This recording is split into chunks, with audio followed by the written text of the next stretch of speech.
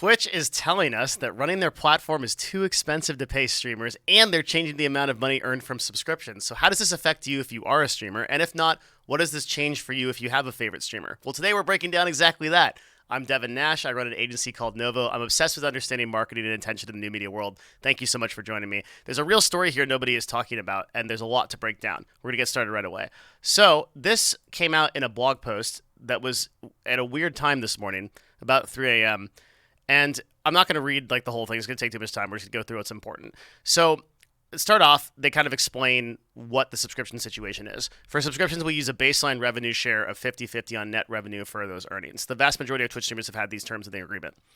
So to set this up, it's important to understand that there are two types of subscription-based contracts on Twitch effectively, okay? There is a 70-30 split, which was a premium split, and there is a 50-50 split. So if you are an average partner or affiliate, which means that you've just connected with Twitch at some level, you have a 50-50 split. So I've done some videos about this, and 50% is actually quite high. But notably, what we're going to be discussing today is these 70-30 splits and these premium splits. And again, I'm going to be telling you kind of the real story behind this after we break it down and what's going on. 70-30 used to be a pretty substantial amount of the total Twitch broadcasters. In 2018, it actually accounted for 21% of contracts, which is pretty crazy. So about 21% of broadcasters, about 1 in 5 people had a 70-30 contract or a premium contract of some kind. And these days, that's actually changed quite a bit. So the reason why that's important is because this 21% that's still that had those contracts in 2018, however many people still have those contracts now, this is who this is addressing. So as for the people that have the 50% split, I mean, they're already on a 50% split, and nothing is going to change for them here. That is already an enormous amount of to take away from a broadcaster. So, okay, so we're talking about 70-30 splits. So they're using this baseline revenue. They're basically saying that these premium subscription deals, the 70-30 deals, did exist, but they didn't really talk about them, which is true. To get one, you had to know a partnership manager, or you had to be a large enough streamer that you got offered one. There used to be a rule in place around 2019, 2020, where if you had over 500 active subscribers, you would be offered a 70-30 deal. So this was a good amount of the website that had this. And now they've announced that they are changing the policy about how they do revenue splits for 70-30 contracts.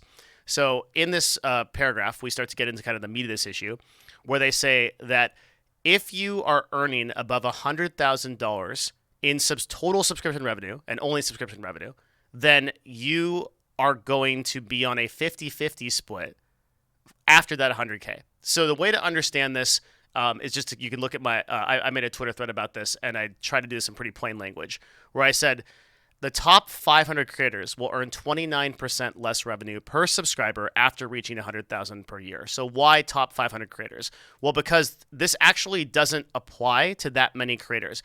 In order to, so for everyone that is not one of the top 500 creators, this particular change probably won't affect you at all. I'm going to tell you about something that does affect you in a minute, but this particular change will not affect you because most people do not have the sufficient number of subscribers to equal $100,000 a year. The specific math on this is that if you are a person earning $100,000 a year, that means you have to have about 2,380 subscribers, because that's you just multiply to get $8,333 per month or $100,000 a year, and you would need about 2,380 consistent monthly subscribers to be affected by this change. Every subscriber after that 2,380, so the 2,380 first subscriber, and then so on, would then earn you 29% less revenue because you'd be on a 50-50 split instead of a 70-30 split. Now, for the top 500 creators, that's a sufficient number. And for some people, they're going to be losing a lot of money off of that. So the reason why we know that is because we can go and there's currently a couple of websites that track subscribers pretty reliably. And you can see that the top 600 is where we get that 2380 number from. So we can estimate that about 600 creators total are going to be in this category to start losing revenue from this. Basically all of the top creators, the top 1%.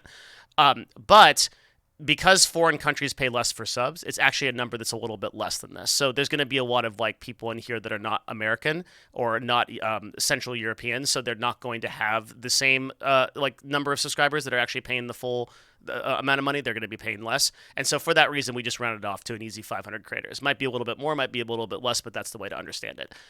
Okay, so for some people, this is going to be a pretty substantial drop in revenue. There are several broadcasters that earn $1 million a year off of subscriptions alone. And for those broadcasters, this is representing a $290,000 a year, or about $300,000 a year drop in total revenue. Like, that's a pretty sufficient number for some of these top broadcasters. And this in of itself, though, like, okay, great, like, the 1% are getting slightly less richer. Why do I care? Not really that big of a deal, right? But that's not where this post ends. This post kind of gets a little bit crazier as we go through this. So let's keep going, and we'll start getting into like some of the weird stuff that's in this post that kind of is alarming for the future of the website.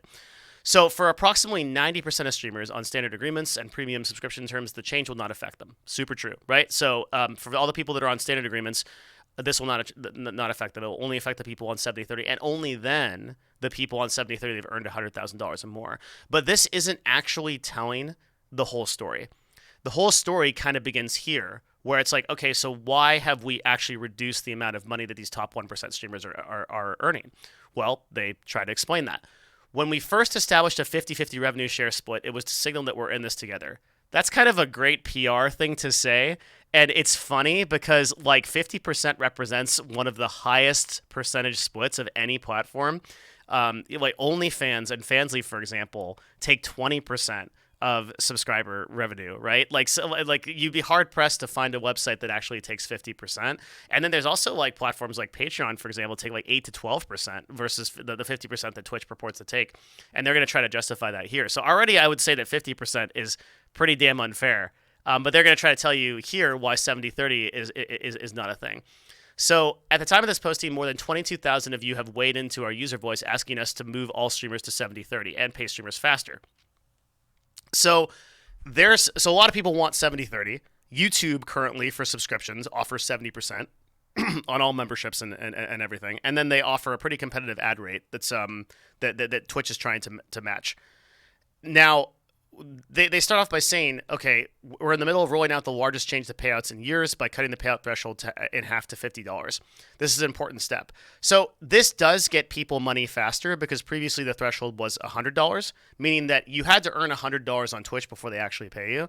But it's important to understand that Twitch is kind of a little bit duplicitous in their wording here. They're kind of like justifying lowering the amount of money that top streamers are earning by saying we're paying streamers faster. But that's not how this works, right? They're not like the money is still the money. Like whether you earn $100 or $50, like you pay it out at $50, that's great, and that's a good step for smaller creators to get a small paycheck. But it doesn't. It's not a difference in the total revenue that they have to pay out, right? Like they're not actually giving more or less money out here. So this is kind of a weird thing to say. And then they kind of go into like how there is a increase in streamer revenue, which is true. The streamers are earning more money than they did before, and that's good. And then they talk about Prime subs, where Prime subs, which are basically subscriptions. If you have Amazon Prime, you can subscribe to one streamer for free. Represent, they estimate, about 15% of extra revenue, bringing the number to 65% by their approximation. There's no real way to confirm this, and it's going to be different for every streamer. Some it's going to be less. So this is kind of a weird thing here too. And now we're going to get into like the real kind of crazy stuff. So they justify at the end that the reason why they need to do this is because the cost of running Twitch is high. And the numbers they use, they say using the published rates from Amazon Web Services interactive video service. First of all, what's that? For people that don't know, Amazon IVS is basically the core technology they pulled out of Twitch when they bought it. And the way to understand it is basically anybody can run Twitch. Anybody can start up a Twitch if they can afford to do so through AWS. It's just kind of like a plug and play Twitch product that's used by a lot of bigger corporations and stuff like that to do presentations and such or run live streaming stuff. So they're saying that using the published rates from Amazon Web Services live video costs 100 for for 100 people, CCU meaning 100 viewers, watching a streamer who streams 200 hours a month is more than $1,000 per month. So this is an absolutely bizarre thing to say for so many reasons, and this is something that I highlight in my Twitter thread, that they are basically saying the amount that we charge customers is the amount that we have to pay as Twitch to keep our services running. But that's completely disingenuous, okay? And I'll show you why. So the example that I use in Twitter, and I'll kind of expand on this example here, is let's say that you are Smoothie King. You are the king of making smoothies, okay? And your smoothies cost $10. To buy a smoothie from Smoothie King, it's going to cost $10, okay? But nobody would anybody with any kind of basic business sense would know that it doesn't cost Smoothie King, the company, $10 to actually produce and that smoothie. That's just what they're selling it for, right? They're buying the strawberry paste from Strawberry King for 30 cents per unit, right? And then they're buying the bananas from Banana Queen. That'd be a good OnlyFans name. For 40 cents per unit and such as that. And the end cost for Smoothie King to produce a smoothie, I just can't spell this today, might be, let's say, like $2. Then you've got an 80% margin, and you're making $8 per smoothie. And that's how business works. If business didn't work that way, there wouldn't be business. So what Twitch is trying to say here is that using the customer minimums, and minimums are always going to cost more, like bulk deals are always going to be more favorable, right? So they're using like the worst numbers possible to try to explain that it's expensive to run Twitch, but they own the servers. Amazon owns the servers. So there is some incremental cost in running Twitch. I don't know what it is. I mean, you've got like there's a power cost, there's an energy cost, there's depreciation on the servers, but it's minimal compared to what they're advertising. They're basically saying that for 200 hours a month, it's going to cost them $1,000, but that's what they charge their customers. So the actual cost is an absolute fraction of that. This is an entirely disingenuous thing to say, right? And they justify this by saying, to fully answer the question of why not 70/30, ignoring the high cost of delivering the Twitch service would have meant giving you an incomplete answer. And it's like, dude, the real reason why they can't make this work is actually because of how they monetize the website, and we're going to get into that now. But before we actually talk about that, it's also notable that they use the 200 hour a month thing here. 200 hours a month is 50 hours a week of streaming. So like very few people that are streaming to 100 viewers are streaming 200 hours a month. There are some, but most people that can put that kind of time in are full-time broadcasters. And the number of full-time broadcasters is a fraction of the number of people that have 100 concurrent users, right? There's about 65,000-ish partners on Twitch. Not all those people are active, and not all those people even have 100 CCUs. So we're not it's not as expensive as it seems. This whole thing is like a really weird way to say that, like, oh, it's like really expensive to run our website, and like it's hard for us to keep the lights on, so we're going to pass that cost on to you, the customer, which is always a bad thing to communicate in business. Okay, so what's the real reason why this isn't working? That's like what you really need to know. And I'm also going to tell you right now, one of the real stories here that's not being told is that the 70/30 split was issued out to approximately 20% of the total broadcasters on Twitch at one time, right? So there was a custom contract. This means like things that are, this is 2018. This is like custom means like negotiated at 70/30 plus like there's probably some cash involved. Premium contract, the 15% of would just refer to like a 70/30 contract. I was on a premium contract for a long time. I believe I still might be as a Twitch partner, earning 70% of revenue. The real story here is that they're actually phasing this out. So this is a 2018 data when there was public API data, and that's why Commander Root was able to pull it. But since then, it's estimated that there's less than 5% of contracts that are still on 70/30, and most of those contracts are kind of just waiting for so Twitch has been instructed to not issue contracts out for 70/30 anymore. So the real story here is that while it is true that streamers have increased their revenue, which was something that I believe they said above. We had already covered it. That there is some increase in revenue happening from like ad incentive programs and things like that. What they're not telling you is that a huge percentage of broadcasters are no longer able to even get the 70/30 contracts. And why that's important is that actually means that those broadcasters have already suffered a 29% decrease in total revenue. So many broadcasters can no longer get the 70/30 contracts. These are reserved for top streamers, top 300 plus broadcasters, representing a 29% loss in total revenue for thousands of major creators. If you had a 70/30 deal before as a Twitch partner, you are not going to get one now unless you're a top broadcaster. And even then, it's going to be dependent on a lot more negotiation and having a lot better connections. So very few people will actually be able to get these 70/30 contracts going forward. That's the thing they're not telling you. And for those of you those top streamers that do get those contracts, now their revenue is being further limited. So now they are actually getting 29% less revenue.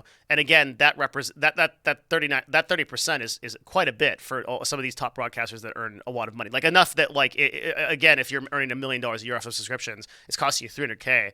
That's a sufficient enough loss that you might consider like driving some of your users to Patreon or diversified in some other way. That's a pretty massive loss, and top broadcasters should be pissed, and a lot of them are. Here's a thing from Quinn69. If you're going to, who's one of the people that would be affected by this, if you're going to make a change that just says we take more money, at least give us maximum bitrate or something. YouTube unironically lets you stream at 6.3x quality, and now they also have better splits. So 100% true. Like Quinn definitely stands to have to lose something from this because he has 2,380, way more than 2,300 subs. So, yeah, it's just like a weird thing, right? Like they're saying we have driven an increase of 27% more streamer revenue, but at the same time, they're taking away 30% of streamer revenue by not offering 70/30 contracts. And then they're taking a further 30% right from the people that from the top broadcasters. So that's like the real story here that isn't being told. Furthermore, contracted streamers are not eligible for a lot of these new ad incentive programs. Energy Lulu posted this here that says that you fail to mention that streamers contracted with Twitch aren't eligible for the ad incentive program. Twitch contracts offer laughable money to their streamers now. No wonder everybody's going to YouTube. And then there's a further clarification. So wait, contracted streamers can't even take part of the incentive? The ad incentive program is like the thing that Twitch is offering cash bonuses for people that run more ads. They claim to, and they can help them make up funds they lost. Yes, contracted streamers don't get access to the program. I actually haven't been able to confirm this, but I've spoken to several contracted streamers who are indeed not in the program. I've also spoken to a few in other regions that are not United States that actually are eligible for the ad incentive program. So my guess is that there's some percentage of these top broadcasters that are not eligible and they're losing money because of it. So that's pretty crazy too. But why is this happening? What's like the real story here? Like, why is it that Twitch is really doing this, and what are they really saying through this like crazy like IVS thing? So to understand this, it's important to understand how Twitch makes money, and we're going to simplify it into 3 ways. So there's media broadcast deals called media rights deals. There's ads, and there's subs. Most people think that Twitch makes a substantial amount of money off of subscriptions, but subscriptions actually don't make Twitch that much money. So let's just assume everything's on a 50-50 split, right? Twitch earns $2.50 for every subscription, which might seem pretty good because there's people subscribing all the time and some people have tens of thousands of subscribers. But the problem with subscriptions is twofold. Number one, subscriptions are always a flat amount of revenue. Twitch cannot increase this amount, only the number of subscribers, which they can't directly control. And number two, subs don't see ads. And we're going to get into why that's important in a second. So subscriptions are always a flat amount of revenue. So if you have 100 subs, right, Twitch is earning $2.50 from each sub, and they only make more money if you get more subs. But the bigger problem is that subs don't see ads, and the flat amount of revenue, which is the $2.50. There's obviously tier 2 and tier 3 subs and such where they make a little bit more, but it's still a flat amount. Flat amount is what you're going to want to focus on here. Because it's a flat amount, Twitch can't actually increase that. But ads are dynamically sold, meaning I can sell an ad to a brand for there's a CPM, something we talk about a lot on this channel. We'll say $30 CPM. That means per 1,000 people that watch costs $30. But I can also sell an ad to a brand for $60 or $5,000, right? Like the CPM is potentially infinite. And this is why, if you understand how media works in the world of advertising, ads are always going to be favorable to subscriptions because there are a lot of things you can do to increase the value of an ad. You can just sell better. You can convince a brand that you're worth more. You can further target by category. You can get more information about your customer. You can approach different brands who are willing to pay more, like mobile game companies or things like that. You can always increase the CPM of the ads that you rate, but you sell, but you can never increase the flat amount that you're making off of subscriptions. And for this reason, Twitch can't rely on subscriptions to be able to make real meaningful money off the website. They have to have an ads program. But the problem with the Twitch ads program is that Twitch ads aren't actually targeted or really anything that a brand would essentially want. So if at Novo, what we do is we go and we talk to brands and brands say, hey, we've got X number of dollars to spend. What's a good way for us to do it? And we're going to give them that answer based on really good data, intelligent targeting, and such. So oftentimes why people spend money with us is because we are super, super good at telling them exactly who their customer is going to be and where they're going to be and what they're going to buy and at what percentage. And we do that by running ads on websites that are generally not Twitch, because the problem with Twitch is that Twitch has a general idea of what its user base is, mostly male, 18 to 34 gamers, right? But they don't actually target these ads anywhere. Whereas YouTube, Meta, Instagram, all of these websites have exact customer data. So if I wanted to target 36 to 40-year-old men who own expensive cars and buy Starbucks on a regular basis and are interested in coffee, I could get a reliable audience built for me automatically through something like Facebook ads, through Meta ads, or YouTube ads. The specific kind of targeting you can do on those ads is so specific that there has been congressional hearings about the information that these companies collect. Nonetheless, that advertising is very effective to buy because the more targeted you can get to your customer, the more you are likely to sell them something because you know they already want it. So the more that you can target your customers, generally the more you can sell those ads for. Twitch's problem is that it doesn't really have a way of identifying or collecting data on its user base. So Amazon has that to some extent, but the problem is that if you log into Twitch, like all you're really telling them is, I think your email, like you're making an account name, and you're not even telling them your age, which is why like Twitch can only like estimate that data based on like some of the third parties that they work with, like Nielsen, who like estimates that data and such, surveys, control groups, and things like that. They can get a general idea of what their demographic is, but they can't help you target an ad. And for this reason, there is basically two types of ads that are sold in this world. There's programmatic ads, which is what something like YouTube does, where you can automatically buy an ad and you can target it and you can do the whole process. And there's white glove. And white glove means that somebody actually takes care of your ad and then runs it for you. All of Twitch advertising as of the time of this recording is white glove. There are no programmatic ads. So a brand can't come in, can't specify its audience, and can't spend. And for that reason, it drives CPMs down. Twitch's sales team will try to convince you that buying ads there is a more premium experience because they do have that targeting. And there's a whole sales process we could go through that's going to be really boring for this video. To talk about that. But the real truth of it is that these ads are less targetable than websites like Facebook and websites like YouTube. And this is a huge vulnerability for Twitch that Twitch has known about for years. That building a custom ad system to allow brands to be able to buy here would have been massively beneficial, and it would have helped broadcasters because broadcasters would earn more money off of the ads that are being sold. But as a result, you may have noticed on Twitch that your ad experience is subpar. You go onto a stream, you get a pre-roll ad, and then you are watching the stream, and just at the moment that your favorite gamer is going to clutch that victory, brought to you by blah, like there's this 30 million ads that show up. And so the reason why that is happening is because Twitch can't sell these high CPM ads because they can't target, so they have to rely on on selling a ton of cheap dog shit ads to companies, so that those companies, so that's why you're seeing such a quantity of ads, because if Twitch can't make money off of the quality of an ad, they have to increase the quantity to become profitable. And that's why you see so many of these ads. So the whole system is kind of busted because Twitch never bothered to like actually produce a really reliable ad system. Okay?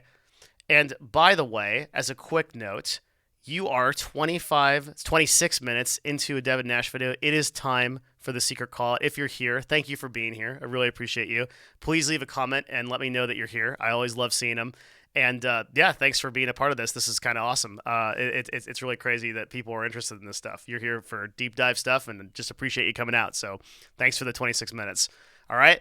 So building this system and looking at this, you can kind of understand what the real story here is, right? Twitch isn't relying on money from subscriptions. It's a revenue driver. Like, it's like something they're going to look at.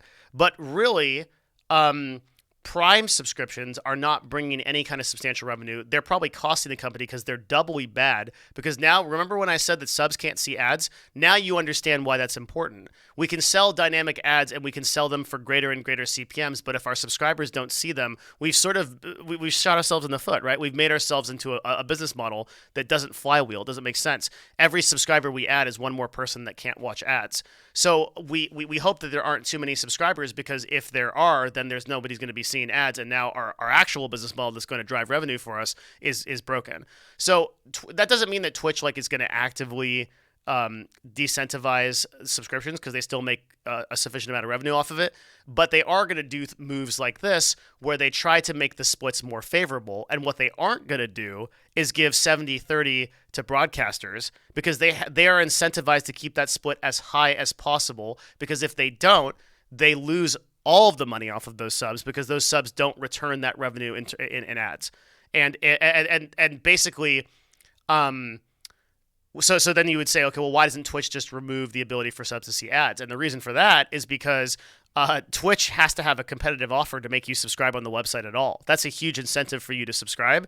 And just keep in mind, Twitch is competing with Patreon constantly for streamers not saying, hey, guys, it costs me 50% of my total take home to have you subscribe on Twitch. Please go to patreon.com/Devin Nash. It's a real place, by the way. And give me and Patreon takes 8% from me, right? So one of the moves that I did when I stopped broadcasting was I moved all of the people that I had subscribed on Twitch over to Patreon. Well, I make way more money because I take home 92% of the revenue instead of 50%.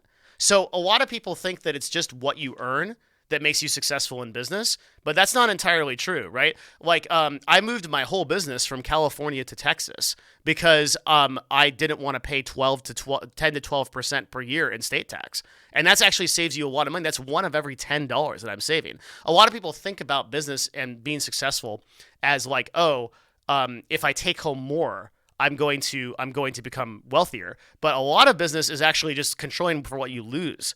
And by the way, investing is very similar. So this is why investing in the S&P 500, investing in the total market indexes over time is always superior to anything else. Because if you lose $50, right? If a stock goes down $50, you have to make $100 back to actually get back. You have to make $50 back, and then another $50, $100 total to get north of $0, right? So it's always more expensive to lose money than it is to actually keep money. You don't want that. That's like real good business people. They focus on not losing money.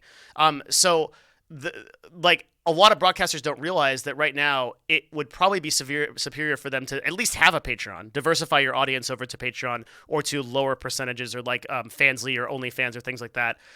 Put them somewhere else where the percentage that you're getting is much greater than where you are. And I think one of the only things that's kind of keeping Twitch in the running here is sort of laziness, because but that might change now because YouTube is offering 70% to its creators because hey, they have programmatic ads, so they can both pay their creators what they're worth and they can also keep the lights on, unlike Twitch. So now I think more broadcasters are going to be listening to what I've been saying for 2 years now, which is, hey, turn your head over to YouTube. YouTube's offering 70%, and they're competitive with Twitch. So Twitch can't remove the ability for subs to see ads because like that's literally one of the only reasons to sub at all. The ads are so annoying that you force subscriptions out of people just to get just to get them to stop watching them. A lot of people don't realize also the Twitch Turbo service just allows you to not see ads on the website at all. I think it's like $15 a month. And for power users of Twitch, that's a great option. But again, it's a flat amount, so Twitch can't really rely on it.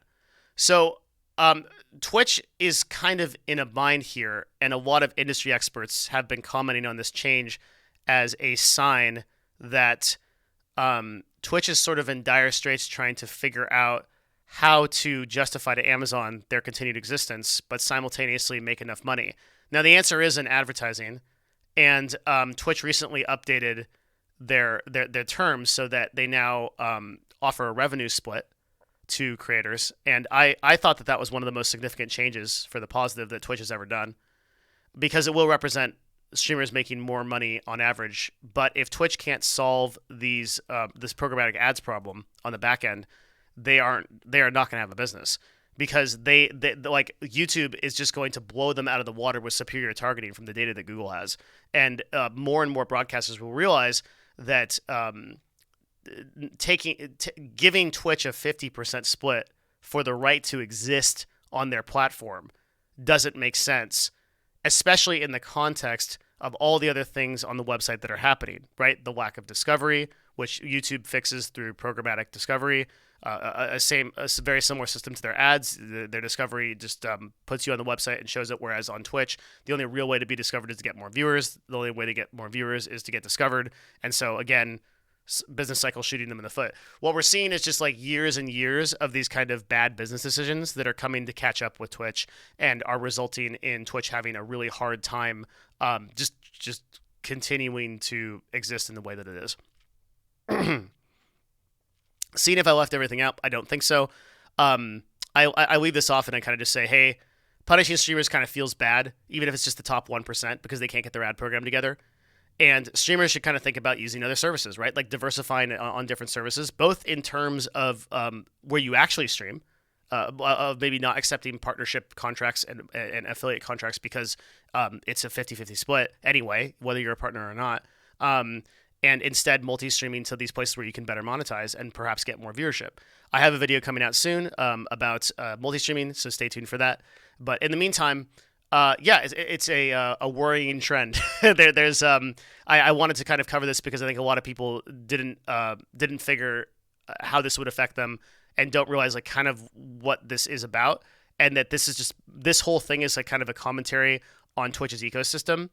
And some of this just how decisions are being made, and that the real story here is was notable in this tweet. It's important to mention that they aren't giving out 70-30 contracts at all anymore for lots of small creators. This was how they were finally able to live, and without that, it is a giant FU. I agree. Yeah, it's much harder to make to make a living off a website that's charging you for the highest splits possible out of any platform. So if you enjoy this video, I wouldn't ask you for anything from you. Go check, just subscribe, and thank you very much for coming out. Let me know what you think, either on my Twitter or in the YouTube comments. And yeah, thanks for being a part of this community, and we'll see you again soon. Bye.